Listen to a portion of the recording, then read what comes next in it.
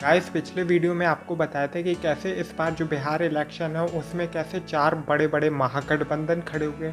पहला गठबंधन है वो एनडीए का, नेशनल डेमोक्रेटिक अलायंस, जिसमें जो पार्टीज है वो जेडीयू, बीजेपी, विकासशील इंसान पार्टी, हिंदुस्तान अवाम मोर्चा, और जिसके जो सीएम कैंडिडेट फेस है वो नीतीश कुमार है। दूसरा जो है वो महागठबंधन है जिसमें आरजेडी, लालू प्रसाद यादव की पार्टी, राष्ट्रीय Janata Dal, Indian national Congress, communist party of India, communist party of India Marxist, communist party of India Marxist and Leninist, जिसके जो सीएम कैंडिडेट फेस है वो तेजस्वी यादव है। ग्रांड डेमोक्रेटिक सेक्युलर फ्रंट, जिसमें 6 पार्टीज है: राष्ट्रीय लोक समता party, Bahujan Samaj party, Samajwadi Janata Dal democracy, AIMIM, सहलदेव Bharatiya Samaj party और जनवादी पार्टी, जिसके सीएम कैंडिडेट फेस है उपेंद्र कुशवाहा। वही जो चौथा गठबंधन है वो है PDF, प्रोग्रेसिव डेमोक्रेटिक अलायंस, जिसमें जन अधिकार पार्टी, लोकतांत्रिक पप्पू यादव की, चंद्रशेखर आज़ाद की Azad Samaj Party, Social Democratic Party of India, Bahujan Mukti Party, और इसके जो सीएम कैंडिडेट फेस है वो पप्पू यादव है। साथ साथ जो कुछ पार्टीज हैं वो अकेले लड़ना पसंद करती है, जिसमें लोक जनशक्ति पार्टी, रामविलास पासवान की पार्टी थी, वही शरद यादव की लोकतांत्रिक जनता दल, और जो अदर पार्टीज हम कह सकते हैं जो वो भी लड़ती हैं वो है शरद पवार की नेशनल कांग्रेस पार्टी या फिर उद्धव ठाकरे की शिवसेना, और JMM भी लड़ रही है। कि हम बात करें इसमें 19 पार्टी महागठबंधन या फिर गठबंधन कॉलिशंस में लड़ रही है और बहुत सी पार्टी अकेले लड़ रही है,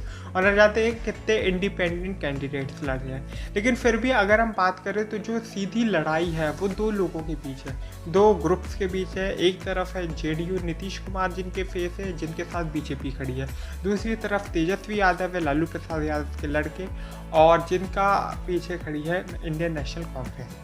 यह हमेशा से ही देखा गया बिहार के इलेक्शन में पिछले कई सक्सेसिव टर्म्स में आरजेडी मतलब लालू प्रसाद यादव की पार्टी, आरजेडी की सरकार बने या ना बने, लेकिन ये हमेशा देखा गया कि जो आरजेडी है उसका हमेशा वोट शेयर और वोट परसेंट हमेशा सबसे ज़्यादा रहा। और पिछले इलेक्शन का जो रिजल्ट था उसमें भी कुछ इस तरह था, क्योंकि नीतीश कुमार जो थे वो लालू प्रसाद यादव के साथ कोalition में लड़े थे, जिस वजह से जो है क्या कहते हैं नीतीश कुमार ने बाद में धोखा दे दिया और वो बीजेपी में घुस गए। सिर्फ और सिर्फ अब उनके कुछ पॉलिटिकल रीज़न हो सकते हैं। नीतीश कुमार है वो पिछले 15 साल से बिहार को संभाल रहे हैं, लेकिन जो रीज़न्स है, कुछ मुद्दे हैं कि बीजेपी चाहेगा कि हम IT सेक्टर बनाएंगे, हम 10 लाख नौकरियां देंगे IT सेक्टर में, इंफॉर्मेशन टेक्नोलॉजी, लेकिन जो एक रीज़न आता है कि बिहार में जो लोकल कंपनीज है वो तक बिहार छोड़ छोड़ के भाग रही है, तो हम ये कैसे उम्मीद कर सकते हैं IT सेक्टर बनाएंगे। अब हमने एक जो सबसे बड़ा रीज़न डिस्कस किया था अनएम्प्लॉयमेंट का। अनएम्प्लॉयमेंट सिर्फ बिहार का मुद्दा नहीं है, ये मुद्दा है पूरे के पूरे देश का। अनएम्प्लॉयमेंट आप अच्छी तरह जानते हो कि कितनी पीक पे है हमारी अनएम्प्लॉयमेंट, लोगों के पास नौकरियां नहीं है, और जब से हमारा देश आज़ाद हुआ अनएम्प्लॉयमेंट कभी भी इतने पीक पे नहीं रही है जितने आज है। उसी के साथ साथ अगर हम बात करें अनएम्प्लॉयमेंट के अलावा तो GDP क्रैश कर गई है, क्योंकि लोगों के पास नौकरी नहीं है, तो GDP संभालेगा कौन जब लोग खुद ही नहीं कमा रहे हैं। अब ये तेजस्वी यादव इस मुद्दे पे बहुत अच्छी तरह खेल गए कि उन्होंने 10 लाख गवर्नमेंट जॉब्स का ऑफर दिया। हालांकि बीजेपी ने रिस्पॉन्स में कही हम 19 लाख रोजगार देंगे, लेकिन उन्होंने तेजस्वी यादव ने बहुत अच्छी तरह डिफाइन किया कि रोजगार और जॉब्स में बहुत बड़ा फ़र्क है। मैं गवर्नमेंट जॉब्स की बात कर रहा हूँ, रोजगार तो पकौड़े बनाना भी होता है। सबसे बड़ा डिफरेंस हमें देखने को मिल रहा है कि इसमें इस बार जितने भी हैं, इस बार जो दो सबसे बड़े नाम थे, या फिर हम कहें एक जो सबसे बड़ा नाम था बिहार इलेक्शन में जो हमेशा रहता था लालू प्रसाद यादव, वो गायब है, और जो रामविलास पासवान वो भी गायब है। ये नाम के गायब होने से हमें खैर ये तो नहीं पता कि बीजेपी को फ़र्क पड़ेगा, वो जीतेगी, उनके वोट शेयर पे फ़र्क पड़ेगा, लेकिन हम ये उम्मीद करते कि मुझे तो लगता है कि कोई फ़र्क नहीं पड़ेगा। बिहार में जो सबसे ज़्यादा परसेंटेज है पूरे इंडिया में वो एक युवा का, अगर हम परसेंटेज वैल्यू में बात करें तो जो युवा है वो ज़्यादा से ज़्यादा अट्रैक्ट होता है युवा की तरफ, और इस वक्त तेजस्वी यादव जिनकी एज मेरे ख्याल से 31 के अराउंड होगी वो है, तो हम उम्मीद तो यही करते हैं कि तेजस्वी यादव को इस बार फ़र्क पड़ेगा। जैसे कि मैंने आपको बताया कि आरजेडी का वोट परसेंट और वोट शेयर सीट्स हमेशा सबसे ज़्यादा रही है, चाहे वो अपनी सरकार बनाए या ना बनाए। अब बीजेपी और जेडीयू दोनों की परफॉर्मेंस अच्छी थी पिछले इलेक्शन में। सीट्स के टर्म्स में अगर हम बात करें, आरजेडी की भी अच्छी थी, लेकिन आरजेडी में कांग्रेस की उतनी अच्छी नहीं थी इनके कोalition में।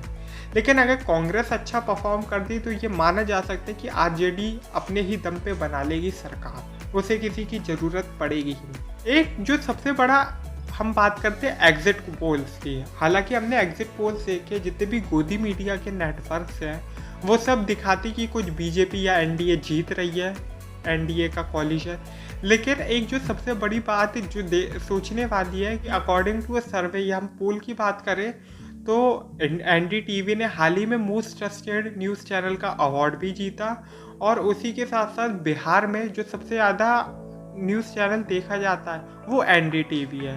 तो ये एक सोचने वाला विषय है। बात करते हैं, ऊपर से रेशियो लेते हैं, क्योंकि हम एग्जिट पोल को एक पूरी तरीके से गलत या सही नहीं बोल सकते, क्योंकि हमने पिछले बिहार इलेक्शंस में भी एग्जिट पोल्स को देखा था और रिजल्ट क्या रहा था आप अच्छी तरह जानते हो, रिजल्ट एकदम उल्टा रहा था। लेकिन वही अगर हम बात करें, क्योंकि बिहार की जो पोजीशन है या बिहार की जो पॉलिटिक्स है वो एक हद तक यूपी की तरह सिमिलर रहती है। तो यूपी में जैसे कि हमने देखा था कि कैसे मुद्दों को हटा के हिंदू पोलराइजेशन पे खेला गया था। हिंदुस्तान पाकिस्तान की बात की गई थी, शमशान कब्रिस्तान की बात की थी, हिंदू मुस्लिम की, दिवाली ईद की बात की गई थी। तो एक जो सबसे बड़ा रीज़न देखा गया था, अगर वही सेम पोलराइजेशन करने में कामयाब रहती है तो शायद से बीजेपी जीत जाएगी, क्योंकि बीजेपी इस वक्त रूलिंग पे है। तो उनसे क्वेश्चन पूछा जाएगा, एनडीए गवर्नमेंट से क्वेश्चन पूछा जाएगा कि आपने काम क्या किया। लेकिन अगर लोगों को भटका दिया जाए कि क्वेश्चन ये नहीं पूछो, क्वेश्चन ये पूछो क्या हम मंदिर बनाएंगे या फिर ये करेंगे, तो वो पोलराइज करने में कामयाब होगी कि नहीं वो डिपेंड करता। तो वही दूसरे पे अगर जेन्युइन मुद्दों पे ये लड़ा जाएगा कि अनएम्प्लॉयमेंट पे लड़ा जाएगा या फिर रोजगार पे लड़ा जाएगा, जीडीपी पे लड़ा जाएगा कि हाँ भाई लोगों को नौकरी चाहिए, लोगों के पास खाना खाने को पैसे नहीं है, तो शायद से बीजेपी के लिए बहुत मुश्किल होगी पूरे के पूरे एनडीए अलायंस के लिए।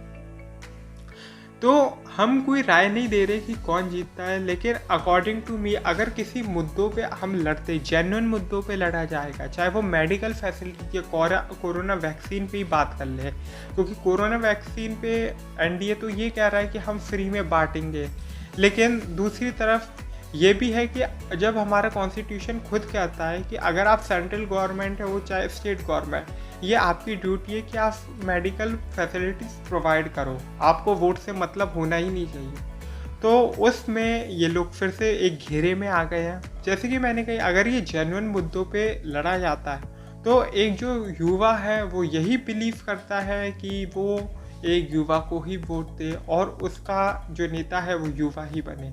तो हम ये उम्मीद तो यही कर सकते हैं कि तेजस्वी यादव बनेंगे। तो हम अकॉर्डिंग टू मी, मुझे तो ऐसा एस्टिमेट लग रहा है कि Tejashwi Yadav can be the next chief minister, क्योंकि नीतीश कुमार का अब शायद से टाइम चला गया। क्योंकि एजुकेशन सिस्टम की बात करें तो एजुकेशन सिस्टम जहाँ पे 3 साल में आपको एक ग्रेजुएट बीएससी बैचलर्स डिग्री मिलती है, एक नॉर्मल बैचलर्स डिग्री, तो वही बिहार के अंदर 6 साल लग जाते हैं।